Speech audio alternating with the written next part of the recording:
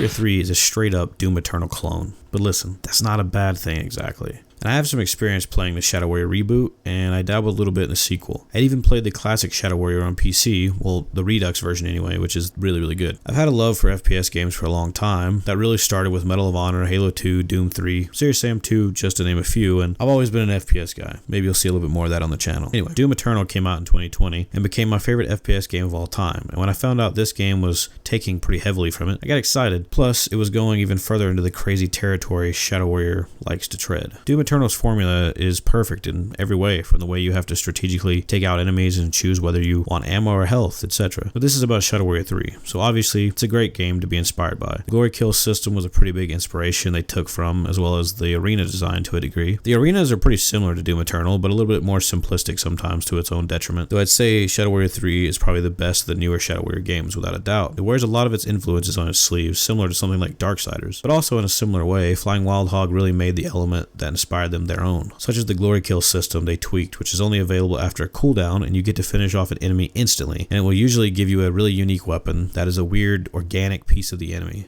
They're always pretty badass and super useful. The story and boss fights are pretty solid, but nothing worth writing home about. They're serviceable and a good time. I'd say the cinematics and set pieces are pretty sweet though. Game is definitely a pretty over-the-top popcorn fun blast from the past for sure. I would like to add that I had several audio glitches in my playthrough and a few crashes, and that all seemed to be fixed, but I actually was playing recently and it didn't seem like it was completely fixed. There were still some audio glitches that would happen very randomly, so I would take note of that. I still really liked the game, and it was a fun time, but I figured I'd let that be known. So overall, I love the gameplay and the overall package they created here, and I'm excited for the future of both Flying Wild Hog and of Shadow Warrior. So the big question is, should you play Shadow Warrior 3? And well, that kind of depends. I mean, if you like Doom Eternal, or you like Shadow Warrior, then hell yeah, you should play it. But if you don't like either of those things, then no, this is probably not going to be a game for you. So take that as you will, and maybe give it a chance. If not, that's cool. I just hope you enjoyed the video, and have a good day. Stay tuned for more. Thank you very much.